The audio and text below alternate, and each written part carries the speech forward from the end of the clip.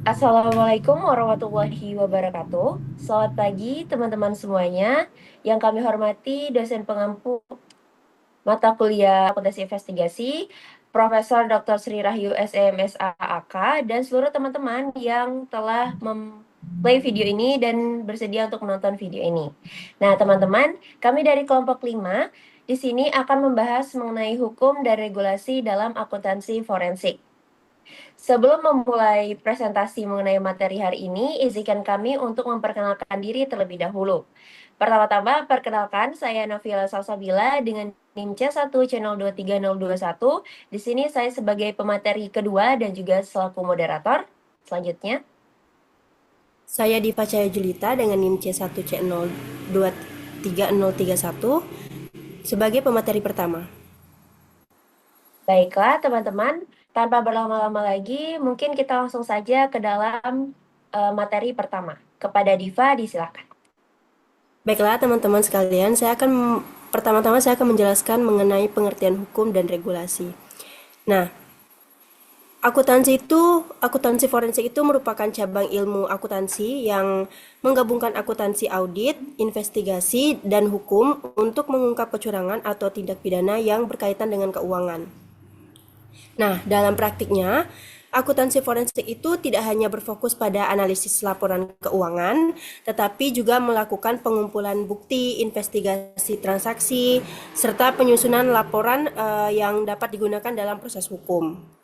Nah, di dalam akuntansi forensik itu terdapat dua unsur penting, yaitu hukum dan regulasi. Yang pertama, seperti yang saya sebutkan, itu ada hukum. Nah, hukum dalam akuntansi forensik itu yaitu aturan yang mengatur perilaku individu atau organisasi dalam kegiatan keuangan serta memberikan sanksi terhadap pelanggaran seperti korupsi, manipulasi laporan keuangan, penggelapan, dan pencucian uang. Nah, sedangkan regulasi dalam akuntansi forensik sendiri merupakan berbagai pedoman dan peraturan yang mengatur proses investigasi keuangan, mulai dari pengumpulan bukti, penyusunan laporan investigasi, hingga penyajian bukti di pengadilan. Nah, di Indonesia sendiri penerapan hukum dan regulasi dalam akuntansi forensik itu didukung oleh beberapa peraturan penting, diantaranya yaitu Undang-Undang Nomor 20 Tahun 2001 tentang pemberantasan tindak pidana korupsi. Yang kedua ada Undang-Undang Nomor 15 Tahun 2004 tentang pemeriksaan pengelolaan dan tanggung jawab keuangan negara. Ketiga itu ada Kitab Undang-Undang Hukum Pidana, dan keempat Kitab Undang-Undang Hukum Acara Pidana. Nah, di sini saya akan menjelaskan dua yang awal, yaitu Undang-Undang Nomor 20 Tahun 2001 dan yang kedua ada Undang-Undang Nomor 15 Tahun 2004. Baik, yang pertama saya akan menjelaskan Undang-Undang Nomor 20 Tahun 2001. Nah, undang-undang ini merupakan perubahan dari Undang-Undang Nomor 31 Tahun 1999 yang dibuat untuk memperkuat upaya pemberantasan tindak pidana korupsi di Indonesia. Nah, teman-teman, korupsi ini dianggap sebagai kejahatan luar biasa atau extraordinary crime karena dampaknya sangat besar terhadap perekonomian negara, bisa menghambat pembangunan, serta merusak kepercayaan masyarakat terhadap pemerintah. Nah, oleh karena itu, pemerintah membuat regulasi yang lebih tegas agar tindakan korupsi dapat dicegah dan diberantas secara lebih efektif. Untuk tujuannya sendiri, undang-undang ini memiliki beberapa tujuan utama. Yang pertama itu mencegah dan memberantas tindak korupsi atau di berbagai sektor pemerintahan. Yang kedua, melindungi keuangan negara dari penyalahgunaan atau kerugian yang disebabkan oleh korupsi.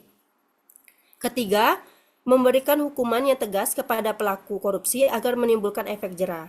Dan yang keempat atau yang terakhir, meningkatkan transparansi dan akuntabilitas dalam pengelolaan keuangan negara, sehingga pengelolaan anggaran dapat dilakukan secara lebih tanggung jawab.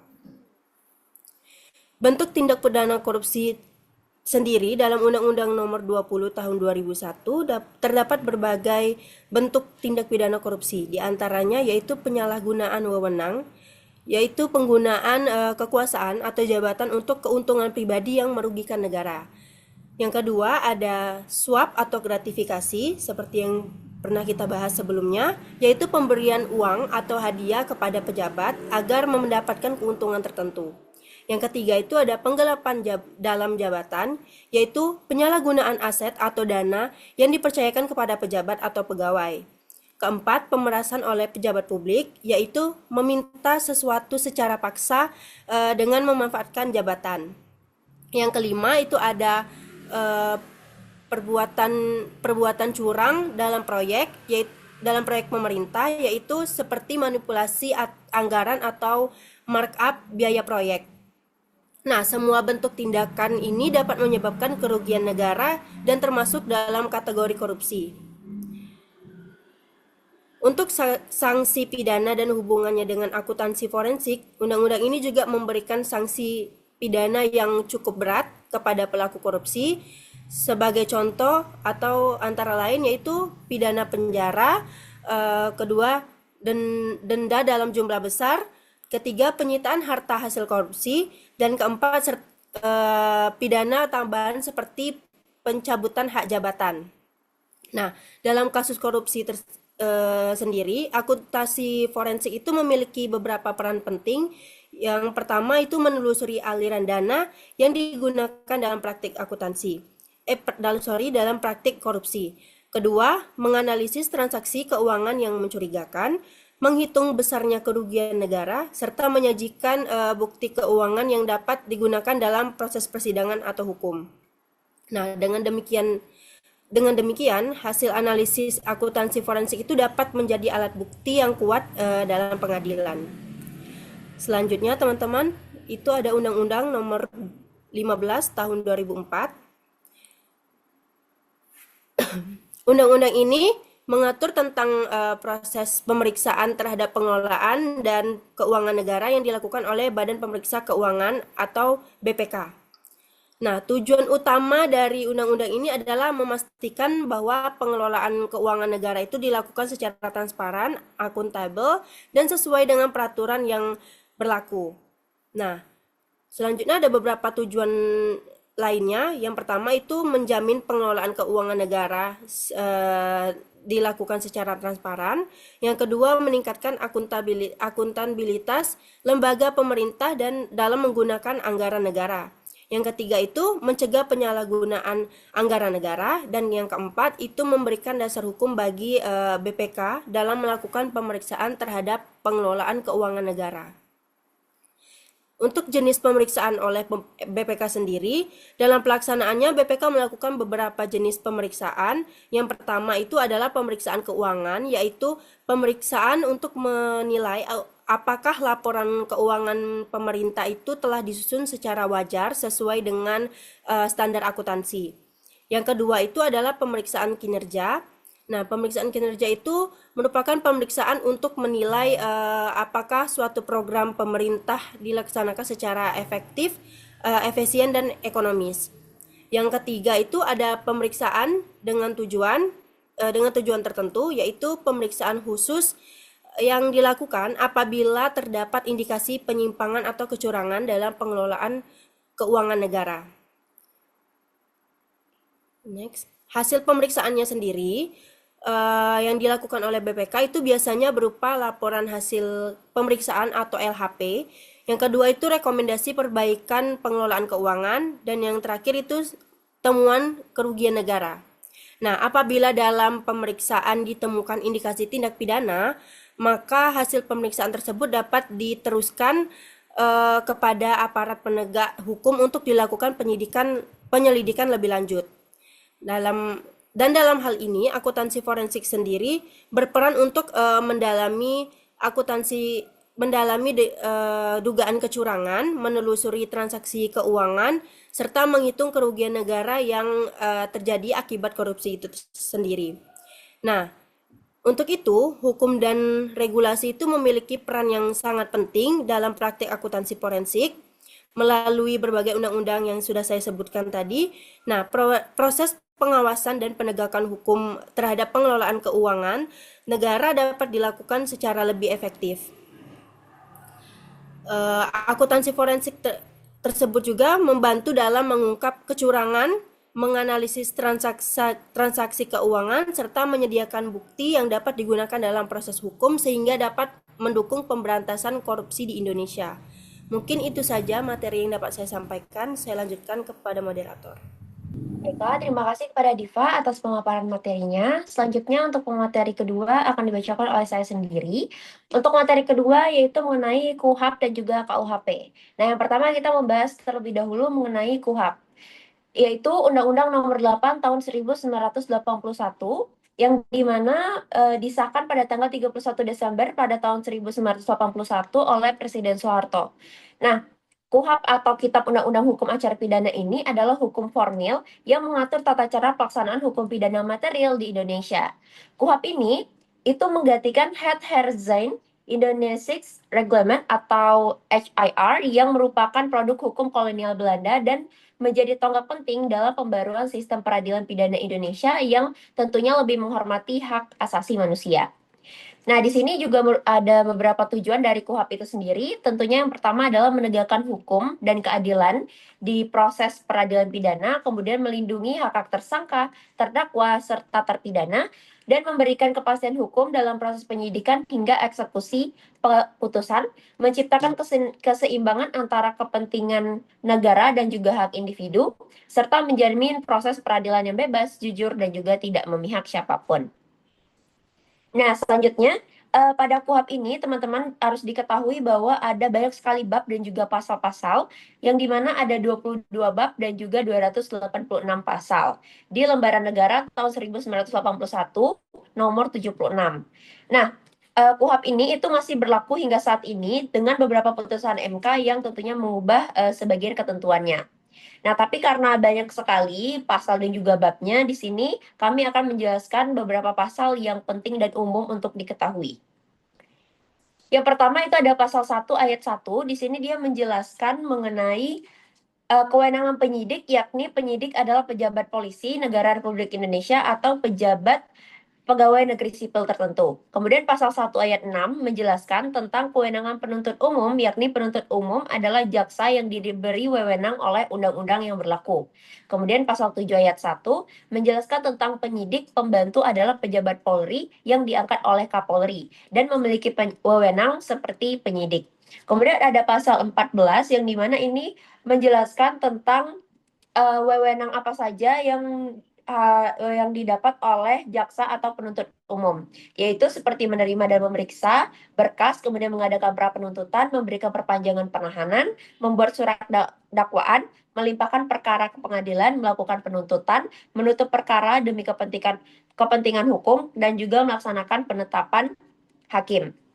Kemudian di pasal 17 mereka menjelaskan mengenai ketentuan penting penangkapan, yang dimana harus disertai surat tugas dan surat perintah. Apabila tertangkap tangan itu boleh tanpa surat tugas, kemudian tembusan surat perintah penangkapan diberikan kepada keluarga tersangka, dan juga penangkapan dapat dilakukan paling lama 1 hari. Kemudian di pasal 20 dan pasal 21, di mana menjelaskan penahanan dilakukan terhadap tersangka atau terdakwa yang diduga keras melakukan tindak pidana berdasarkan bukti yang cukup jelas dengan kekhawatiran bahwa ia akan melarikan diri atau mengulangi tindak pidana tersebut. Kemudian di pasal 21 sendiri itu menjelaskan mengenai jenis-jenis tahanannya.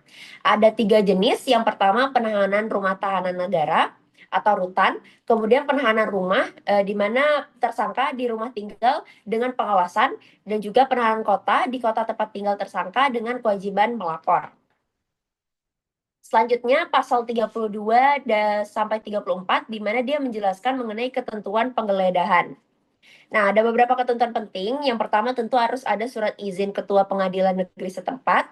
Dalam keadaan mendesak itu bisa dilakukan tanpa izin terlebih dahulu.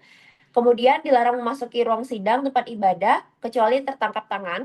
Penyidik dilarang memeriksa atau menyita surat atau buku yang tidak berhubungan dengan tindak pidana, dan wajib dibuat berita acara dalam 2 hari dan turunannya diserahkan kepada penghuni rumah.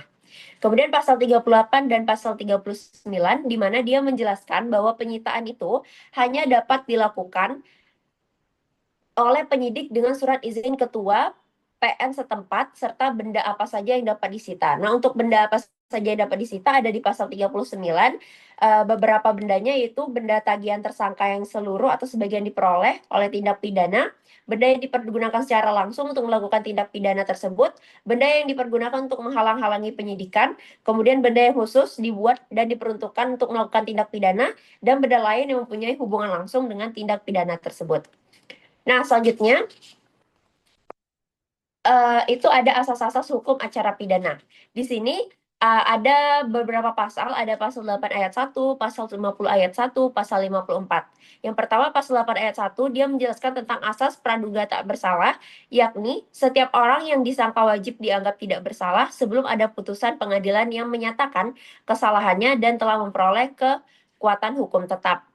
Kemudian pasal 50 ayat 1 dia menjelaskan tentang asas peradilan cepat dan biaya murah, yakni terdakwa berhak segera mendapat pemeriksaan oleh hakim di sidang pengadilan dan berhak segera diadili oleh hakim di sidang peradilan. Kemudian pasal 54 menjelaskan tentang hak mendapat bantuan hukum, yakni guna kepentingan pembelaan tersangka atau terdakwa berhak mendapatkan bantuan hukum dari seseorang, seperti dari pengacara. Selanjutnya, di sini implikasi bagi akuntansi forensik atau merupakan peran akuntan forensik dalam kerangka KUHP ini. Yang pertama, dia sebagai ahli yang diminta oleh penyidik. Terdapat di pasal 121 dan beberapa hal yang diminta adalah menganalisis laporan keuangan yang diduga ada manipulasi, melakukan audit investigatif terhadap transaksi yang mencurigakan, kemudian memberikan opini profesional tentang metode pembukuan yang tidak wajar, dan menghitung kerugian keuangan negara atau pihak yang dirugikan. Kemudian yang kedua adalah sebagai expert witness di sidang pada pasal 179 dan juga 186. Pada pasal ini mewajibkan setiap orang yang diminta sebagai ahli untuk memberikan keterangan ahli demi keadilan. Kewajiban dan prosedurnya, yang pertama dia wajib mengucap sumpah atau janji, kemudian keterangan ahli adalah apa yang dinyatakan di sidang pengadilan, kemudian hakim dapat meminta keterangan ahli untuk menjernihkan persoalan yang ada, dan hakim dapat memerintahkan penelitian ulang jika ada keberatan terhadap keterangan ahli. Kemudian yang ketiga yaitu sebagai penyusunan laporan sebagai alat bukti surat pada pasal 187. Nah, berdasarkan pasal ini ada beberapa syarat, yaitu dibuat oleh orang yang memiliki keahlian khusus, tentunya akuntansi atau akuntan yang bersertifikat dan juga sudah bersumpah. Kemudian memuat pendapat berdasarkan keahlian mengenai keadaan tertentu, diminta secara resmi oleh penyidik atau pengadilan, dan juga berisinya dapat dipertanggungjawabkan secara profesional dan juga secara ilmiah. Nah, selanjutnya agar bukti keuangan yang dikumpul oleh akuntan forensik itu dapat diterima di persidangan, ada beberapa syarat KUHP untuk bukti keuangannya. Yang pertama yaitu adalah relevansi, di mana bukti itu harus relevan dengan tindak pidana yang didakwakan. Kemudian legalitas, proses pengumpulan bukti harus sesuai dengan prosedur KUHP yang telah disediakan. Kemudian integritas, yang dimana bukti itu harus terjaga keutuhannya dan juga rantai pengelolaannya. Kemudian yang selanjutnya adalah kompetensi. Saksi ahli yang mempresentasikan bukti harus memenuhi syarat keahlian dan juga keaslian. Dokumen keuangan itu harus dibuktikan keasliannya dan tidak merupakan bukti yang palsu. Baiklah, berikutnya itu mengenai alur kerja akuntan forensik dalam proses KUHP.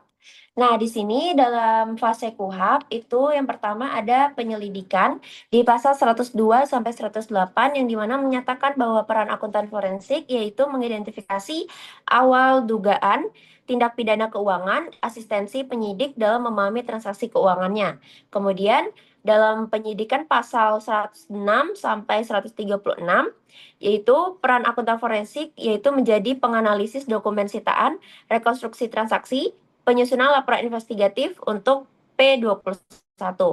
Selanjutnya, di fase penuntutan, yaitu terdapat di pasal 137 sampai 144, yang di mana tugasnya atau perannya yaitu mereview surat dakwaan dari aspek keuangan, persiapan materi teknis untuk JPU.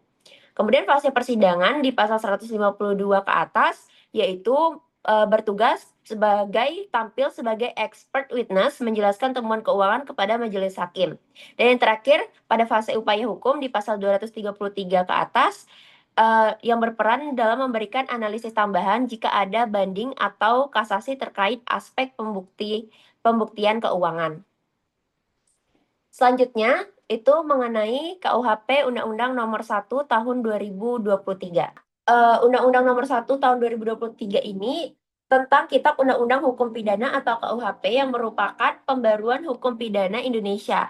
KUHP baru ini menggantikan KUHP warisan dari kolonial Belanda yang telah berlaku lebih dari 1 abad. Nah, di sini pembaruannya ini menyesuaikan dengan nilai-nilai Pancasila, Undang-Undang Dasar 1945, serta perkembangan hukum pidana yang lebih modern lagi. Di sini juga terdapat beberapa tujuan dari pembaruan KUHP itu sendiri. Yang pertama, menggantikan KUHP warisan kolonial Hindia Belanda tadi, kemudian menyesuaikan dengan politik hukum, keadaan, dan perkembangan kehidupan bernegara. Kemudian menghormati dan menjunjung tinggi hak asasi manusia, mengatur keseimbangan antara kepentingan umum atau negara dengan kepentingan individu atau hak individu, kemudian menyeimbangkan kepastian hukum dan juga keadilan, dan mengakomodasi hukum yang hidup dalam masyarakat. Selanjutnya, di dalam KUHP ini ada 2 buku utama. Yang pertama, buku ke-1 mengatur aturan umum yang mencakup asas legalitas, ruang lingkup berlakunya hukum pidana, menurut waktu dan tempatnya, pertanggungjawaban pidana, bentuk-bentuk sanksi, serta ketentuan umum lainnya. Nah, sedangkan di buku kedua, memuat tindak pidana khusus yang dirinci per bab, mulai dari kejahatan terhadap keamanan negara, kemudian kejahatan keuangan, korupsi, pencucian uang, penggelapan, penipuan, hingga berbagai jenis tindakan pidana lainnya. Nah, di sini ada asas-asas hukum pidana yang terbaru. Yang pertama yaitu di pasal 1 ayat 1 dan 2, di mana dia menjelaskan mengenai asas legalitas yang menjadi fondasi utama KUHP yang baru. Nah, pasal 1 ayat 1-nya sendiri berbunyi, tidak ada satu perbuatan pun yang dapat dikenai sanksi pidana dan atau tindakan kecuali atas kekuatan peraturan pidana dalam peraturan perundang-undangan yang telah ada sebelum perbuatan dilakukan. Kemudian di pasal 1 ayat 2-nya, dalam menetapkan adanya tindak pidana dilarang digunakan analogi. Selanjutnya, untuk pasal 4, yaitu mengenai asas wilayah atau teritorial, di mana dia menjelaskan mengenai asas wilayah teritorial yang menyatakan ketentuan pidana berlaku bagi semua orang di NKRI, di kapal Indonesia, di pesawat udara Indonesia, atau tindak pidana di bidang teknologi informasi yang akibatnya dapat dirasakan di wilayah Indonesia. Kemudian yang terakhir yaitu asas nasional aktif pada pasal 8, di mana dia menjelaskan ketentuan pidana berlaku bagi setiap warga negara Indonesia yang melakukan tindak pidana di luar wilayah NKRI. Sepanjang perbuatan tersebut juga merupakan tindak pidana di negara tempat perbuatannya dilakukan. Selanjutnya, peran akuntan forensik dalam konteks KUHP baru. Yang pertama itu sebagai investigator, yang dimana dia mengidentifikasi, mengumpulkan, dan menganalisis bukti keuangan terkait tindak pidana yang ada. Kemudian sebagai saksi ahli, di mana mereka memberikan kesaksian ahli di bidang di pengadilan mengenai temuan analisis keuangan forensik. Sebagai konsultan, di mana dia membantu aparat penegak hukum untuk memahami transaksi keuangan yang lebih kompleks lagi. Dan sebagai auditor, di mana dia melakukan audit investigatif untuk mengungkap kecurangan dan juga penyimpangan keuangan yang terjadi. Nah, selanjutnya, tindak pidana keuangan yang relevan dengan akuntansi forensik. Yang pertama ada pasal 603, yaitu mengenai korupsi. Tindak pidana ini dikenakan pidana penjara seumur hidup atau minimal 2 tahun dan maksimal 20 tahun dengan denda paling sedikit kategori 2 dan juga paling banyak itu di kategori 4. Nah, kategori 2 sendiri itu dikatakan merupakan penggelapan ringan paling banyak 10 juta, dan kategori 4 penggelapan atau penipuan umum paling banyak 200 juta rupiah. Selanjutnya di pasal 604 salah guna wewenang, di mana dia dipidana penjara seumur hidup atau minimal 2 tahun dan maksimal 20 tahun ditambah dengan pidana pada kategori 2 hingga kategori 4. Di pasal 605, dia mengenai tindak pidana penyuapan, di mana akan dipidana penjara paling singkat 1 tahun dan paling lama itu adalah 6 tahun. Pidana denda paling sedikit kategori 3 dan paling banyak kategori 5, di mana kategori 3 itu adalah pelanggaran korporasi ringan dengan paling banyak 50 juta, dan di kategori 5 itu adalah penipuan dalam jabatan paling banyak sebesar 2 miliar. Selanjutnya adalah gratifikasi, yaitu berupa pemberian hadiah dengan maksud dan tujuan tertentu. Itu dipidana penjara paling lama 3-4 tahun dan pidana denda yang paling banyak adalah kategori 4 atau sebesar 200 juta rupiah. Nah, pada pasal 486 yaitu penggelapan umum, pidana penjara paling lama 4 tahun atau pidana denda paling banyak kategori 4. Selanjutnya di pasal 488, penggelapan jabatan, di mana akan dipidana penjara paling lama 5 tahun atau pidana denda paling banyak kategori 5.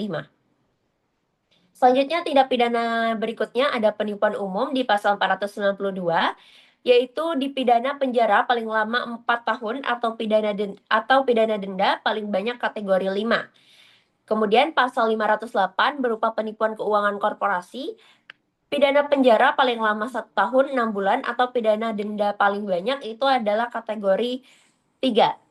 Kemudian pasal 506 mengenai manipulasi harga yang mungkin paling banyak dilakukan oleh beberapa perusahaan untuk dia dapat terlihat untung, di mana akan dipidana penjara paling lama 3 tahun atau pidana denda paling banyak kategori 4.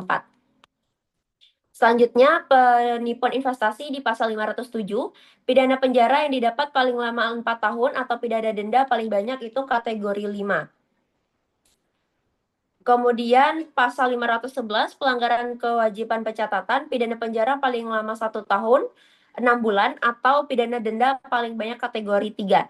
Kemudian di pasal 512 yaitu merugikan kreditur secara curang demi kepentingan perusahaannya atau pribadi tentunya, akan dipidana penjara paling lama itu 7 tahun atau pidana denda paling banyak kategori 6 yaitu sebesar 2 miliar. Nah, berikut adalah kategori-kategori denda yang mungkin tadi sempat apabila saya ada mengucapkan kategori denda yang salah, teman-teman bisa lihat di sini dan memastikan. Yaitu kategori 1 itu merupakan pelanggaran yang ringan dengan denda hanya 1 juta rupiah. Kategori 2 itu penggelapan ringan dan dengan dendanya hanya 10 juta rupiah. Kemudian kategori 4 itu dendanya hanya 200 juta dengan tindak pidananya itu penggelapan dan penipuan umum. Kemudian kategori 5 paling banyak 500 juta dengan penipuan dalam jabatan. Kategori 6 paling banyak 2 miliar korupsi atau TPPU. Kemudian kategori 7 paling banyak 5 miliar TPPU pelanggaran berat. Dan juga kategori yang terakhir yaitu paling banyak 50 miliar yaitu tindak pidana sangat berat. Nah, selanjutnya ada dampak KUHP baru terhadap praktik akuntansi forensik ini. Yang pertama tentunya akan ada perluasan cakupan tindak pidana dan juga kewenangan dan tanggung jawab yang cukup berubah. Di perluasan cakupan tindak pidana sendiri, yaitu KUHP baru ini itu menyatukan berbagai tindak pidana keuangan dalam satu aturan agar lebih jelas dan juga teratur. Kemudian, living law membuat hukum lebih fleksibel karena menyesuaikan dengan nilai yang hidup di masyarakat. Nah, living law sendiri itu adalah hukum hidup dalam masyarakat berupa aturan atau nilai yang berkembang dari kebiasaan, kemudian adat, kemudian praktik yang diterima oleh masyarakat, meskipun dia tidak selalu tertulis dalam undang-undang yang ada. Kemudian ada asas retroaktif, yaitu merupakan asas hukum yang memungkinkan suatu aturan hukum itu berlaku terhadap peristiwa yang terjadi sebelum aturan tersebut dibuat. Tetapi biasanya itu hanya diterapkan dalam beberapa kondisi tertentu saja. Nah, asas ini memberikan kepastian dalam menghitung kerugian meskipun dia berkaitan dengan perbuatan di masa lalu. Selanjutnya, kewenangan dan juga tanggung jawab. Akuntan forensik harus memahami unsur-unsur pidana pada setiap pasal yang ada. Kemudian laporan investigasinya harus memuat bukti yang tentunya memenuhi standar pembuktian hukum pidana. Dan terakhir, koordinasi dengan penyidiknya mutlak diperlukan untuk memastikan kesesuaian bukti yang ada. Nah, selanjutnya kita masuk ke dalam contoh kasus. Di sini kami kelompok 5 mengambil contoh kasus dari korupsi IKTP, yaitu yang terjadi karena adanya penggelembungan anggaran dan penyalahgunaan dana proyek oleh sejumlah pejabat. Akibatnya negara mengalami kerugian sekitar 2,3 triliun. Nah, pada kasus ini itu tokoh penting yang cukup terkenal itu merupakan Setia Novanto yang saat ini terpidana Dalam prosesnya ini dilakukan pemeriksaan dokumen dan juga aliran dana serta audit oleh Badan Pemeriksa Keuangan untuk membuktikan adanya kecurangan. Pada kasus ini akhirnya terkena beberapa undang-undang atau undang-undang, yaitu yang pertama Undang-Undang Nomor 20 Tahun 2001, Pemberantasan Tindak Pidana Korupsi. Undang-undang ini digunakan sebagai dasar hukum untuk menjerat para pelaku korupsi dalam proyek IKTP ini. Nah, kan dalam kasus ini para pelaku itu dianggap telah menyalahgunakan jabatannya dan juga wewenangnya untuk memperkaya dirinya sendiri dan orang lain sehingga dapat merugikan keuangan negara. Oleh karena itu, tindakan ini memenuhi unsur tindak pidana korupsi sebagaimana diatur dalam Undang-Undang Nomor 20 Tahun 2001 ini. Kemudian, Undang-Undang Nomor 15 Tahun 2004, yaitu pemeriksaan pengelolaan dan tanggung jawab keuangan negara, di mana Badan Pemeriksa Keuangan ini memeriksa pengelolaan dan tanggung jawab keuangan negara untuk menghitung besarnya kerugian negara yang disebabkan oleh praktik korupsi dalam proyek tersebut. Hasil pemeriksaan ini kemudian ada sebagai salah satu bukti penting dalam proses hukum di pengadilan. Selanjutnya, apabila berdasarkan KUHP atau KUHAP, Kitab Undang-Undang Hukum Acara Pidana, dia mengatur prosedur penegakan hukum dan kasus pidana mulai dari penyelidikannya, kemudian dari penyidikannya, kemudian juga pengumpulan bukti, dan juga saat di persidangan pengadilannya. Dalam kasus ini, proses penyidikan ini dilakukan oleh Komisi Pemberantasan Korupsi, serta proses persidangan terhadap para terdakwa mengikuti ketentuan yang sudah diatur dalam KUHP. Selanjutnya, yang terakhir, berdasarkan KUHP, Kitab Undang-Undang Hukum Pidana, KUHP ini dijadikan sebagai dasar umum tindak pidana seperti penipuan, pemalsuan dokumen, dan perbuatan melawan hukum. Dan dalam kasus ini, tindakan manipulasi anggaran dan penggelembungan biaya proyek ini dikaitkan dengan perbuatan melawan hukum yang sudah diatur dalam KUHP tersebut. Dan selanjutnya yang terakhir, izinkan saya sebagai moderator untuk membacakan kesimpulan dari materi kami kelompok 5. Berdasarkan materi yang udah kami paparkan tadi, itu bisa disimpulkan bahwa hukum dan regulasi ini punya peran yang sangat penting dalam praktik akuntansi forensik. Akuntansi forensik ini tidak hanya dia berfokus pada analisis saja, seperti analisis laporan keuangan, tetapi dia juga berperan dalam menangkap berbagai tindak pidana di bidang keuangan, seperti misalnya korupsi, penipuan, kemudian penggelapan, dan manipulasi laporan keuangan. Penerapan akuntansi forensik ini di Indonesia didukung oleh berbagai peraturan perundang-undangan yang ada. Seperti tadi Undang-Undang Nomor 20 Tahun 2001 tentang pemberantasan tindak pidana korupsi, Undang-Undang Nomor 15 Tahun 2004 tentang pemeriksaan pengelolaan dan tanggung jawab keuangan negara. Kemudian ada KUHAP dan juga ada KUHP yang terbaru di tahun 2023. Melalui regulasi ini, akuntan forensik ini punya peran yang penting dalam menelusuri aliran dana, yaitu menganalisis transaksi keuangan yang mencurigakan, menghitung kerugian negara, serta memberikan keterangan sebagai ahli di persidangan. Selain itu, akuntansi forensik ini juga membantu aparat penegak hukum dalam proses penyelidikan, penyidikan, hingga pembuktian di pengadilan. Dengan adanya dasar hukum yang tentunya jelas, praktik akuntansi forensik ini diharapkan dapat mendukung transparansi, meningkatkan akuntabilitas pengelolaan keuangan, serta juga dapat membantu pemberantasan kejahatan ekonomi yang ada di Indonesia, negara kita ini. Baiklah, mungkin segitu saja yang dapat kami sampaikan dari kelompok 5. Mohon maaf apabila terdapat salah kata atau mungkin terdapat pembacaan yang kurang jelas. Kami ucapkan terima kasih yang sebesar-besarnya kepada seluruh teman-teman yang telah menonton video ini. Dan kami akhiri, wabillahi taufiq wal hidayah. Wassalamualaikum warahmatullahi wabarakatuh.